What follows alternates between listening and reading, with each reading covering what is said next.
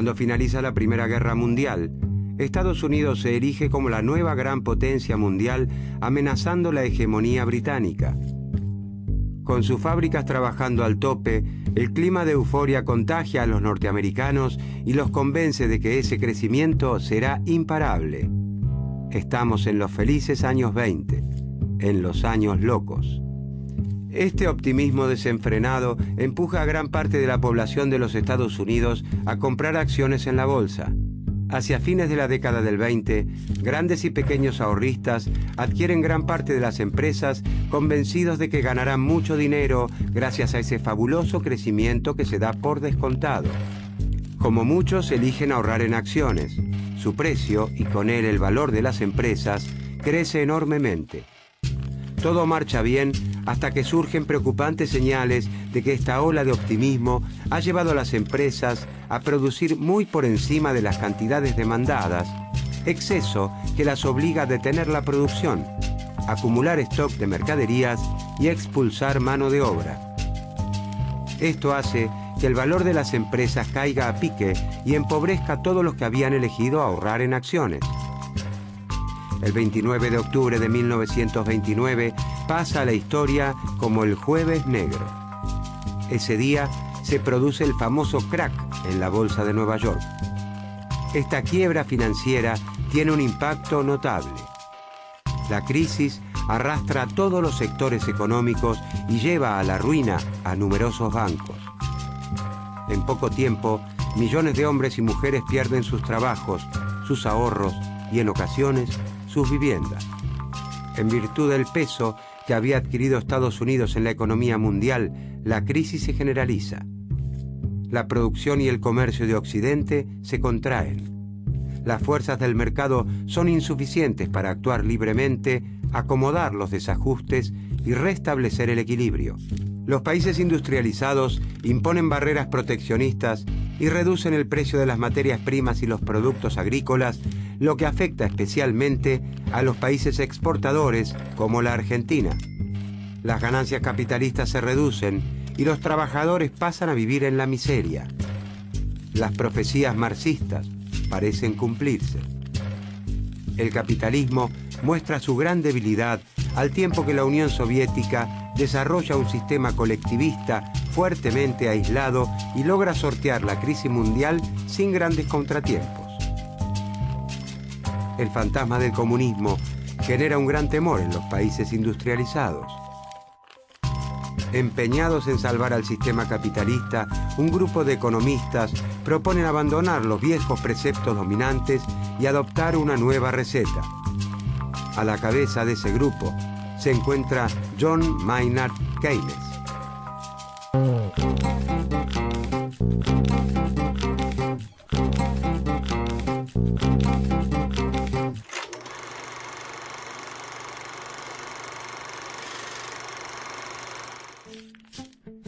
John Maynard Keynes es uno de los grandes críticos de la teoría económica clásica y marginalista.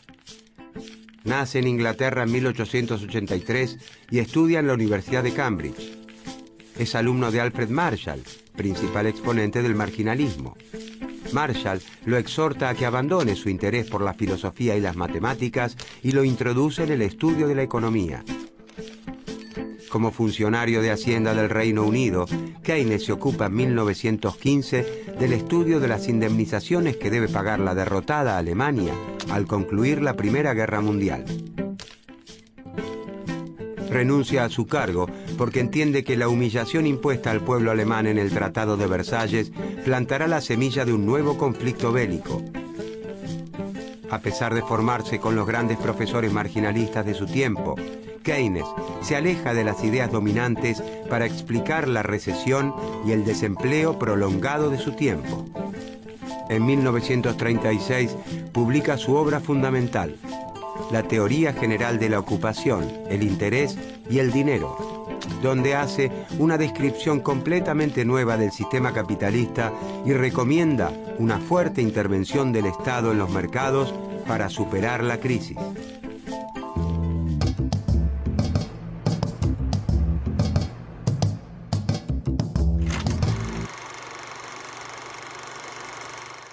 Según el razonamiento marginalista, el desempleo puede ser voluntario o involuntario. Es involuntario o no deseado por dificultades momentáneas de la economía, por el tiempo que demoran los trabajadores en encontrar un nuevo empleo o por el tiempo que necesitan los jóvenes para acceder a su primer empleo. Es decir, para los marginalistas, el desempleo involuntario es originado por motivos menores y fundamentalmente pasajeros, transitorios. El resto del desempleo es siempre voluntario, por voluntad de los propios trabajadores que prefieren el ocio al empleo o por las regulaciones que traban el funcionamiento del mercado. Estas regulaciones pueden ser los convenios colectivos de trabajo o el salario mínimo.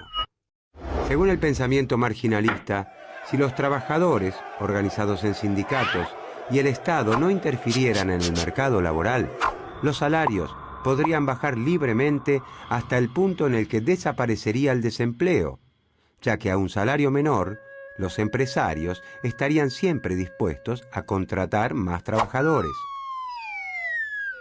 Keynes se opone a esta tesis, afirmando que el desempleo involuntario o no deseado puede ser permanente, no solo transitorio.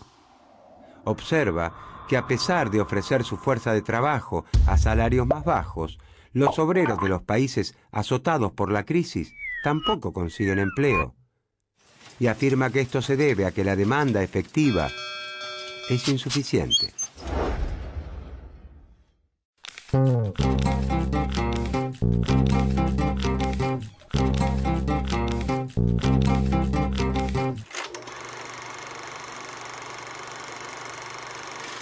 Para el pensamiento marginalista, el motor que da movimiento al sistema se encuentra en la oferta de bienes de la economía, en la producción que se realiza en las fábricas. La ley de Say sintetiza ese pensamiento hasta entonces dominante al afirmar que toda oferta crea su propia demanda. Los empresarios producen en sus plantas utilizando toda la capacidad de sus instalaciones y contratando los trabajadores necesarios para producir al tope. Los marginalistas aseguran que esta oferta total de bienes está creando también la demanda, y esto funcionaría así.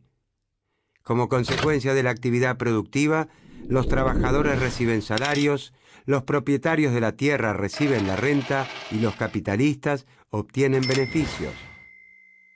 Con estos ingresos, las familias de trabajadores, terratenientes y capitalistas compran bienes, es decir, generan una demanda para la economía.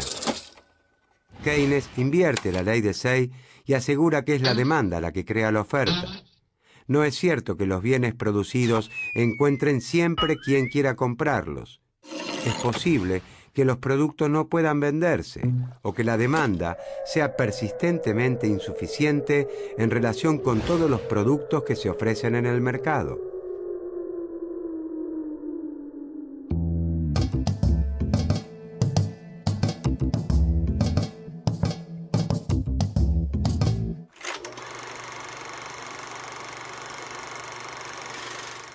La demanda de bienes que se realiza en un país tiene dos motivos: el consumo y la inversión. El consumo depende del ingreso de las familias, los salarios de los trabajadores, los beneficios de los empresarios y las rentas de los propietarios de la tierra. Cuanto más altos sean los ingresos de trabajadores, empresarios y propietarios, cuanto más dinero tengan en sus bolsillos, mayor será su consumo. Pero el conjunto de todas las familias no gasta todo su ingreso en consumo. Algunas están en condiciones de destinar una parte importante al ahorro. La proporción del ingreso que el total de las familias destina al consumo se llama propensión a consumir. Cuando los ingresos de la familia aumentan, el consumo se incrementa, pero la propensión a consumir tiende a ser cada vez menor, pues las familias destinan cada vez mayor proporción de su ingreso al ahorro. En las sociedades en las que la distribución del ingreso es muy desigual, la propensión al consumo es menor que en las sociedades igualitarias, porque la mayor parte de la riqueza se concentra en las clases privilegiadas, que destinan al consumo una parte menor que las clases postergadas. Por este motivo, Keynes cree en una política de redistribución del ingreso en beneficio de las clases más postergadas. De esta manera se impulsa el consumo y, en consecuencia, la demanda efectiva, la producción y el empleo de la economía. El otro componente de la demanda es la inversión. La inversión no depende de las familias. Los empresarios invierten cuando compran maquinaria e instalaciones para aumentar, mantener o mejorar la producción. Y lo hacen dependiendo de cuánto esperen ganar. Si creen que la economía irá bien y sus ventas se incrementarán, esperarán embolsarse abultadas ganancias. Por lo tanto, aumentarán su capacidad productiva demandando bienes de inversión y contratando mano de obra. Si los empresarios ven un horizonte gris, optarán por quedarse con el equipamiento existente o dedicarán pocos recursos a la adquisición de uno nuevo. Como el futuro es incierto, las expectativas de los empresarios son poco predecibles. Los niveles de actividad y empleo dependen de un factor psicológico imponderable, incontrolable e inestable. Keynes llama a estos estados de ánimo los espíritus animales de los empresarios. Si los empresarios tienen expectativas negativas sobre el futuro de la economía, la inversión será pequeña y una parte de la oferta quedará siempre sin vender. Cuando la demanda efectiva se encuentra reducida por la crisis, los empresarios producen menos de lo que podrían si operaran al tope. Por más bajos que sean los salarios, los empresarios no contratarán más trabajadores porque no tienen a quién vender su producción. Ese desempleo provoca que cada vez se consuman menos productos, lo que lleva a un círculo vicioso de estancamiento. Para Keynes, si el Estado no interviene apuntalando la demanda efectiva, el mercado, por sí solo y espontáneamente, no podrá retornar a su equilibrio y profundizará el estancamiento. Si bien el interés del empresario individual es reducir al máximo los salarios de sus trabajadores, el sistema capitalista en su conjunto necesita que los trabajadores reciban buenos salarios para que puedan consumir y generar demanda. Entonces, la clave para Keynes está en la demanda efectiva, la cantidad de bienes y servicios que los consumidores realmente adquieren en el mercado en un tiempo determinado y a un precio dado.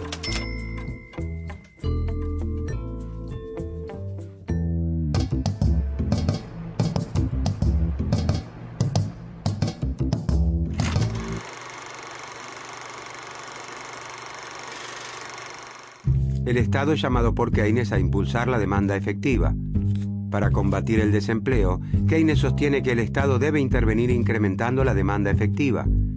Si la demanda efectiva aumenta, los empresarios estarán dispuestos a aumentar la producción, a utilizar sus plantas al tope y para ello deberán contratar cada vez más trabajadores. El Estado cuenta con dos herramientas para aumentar la demanda efectiva: la política fiscal y la política monetaria.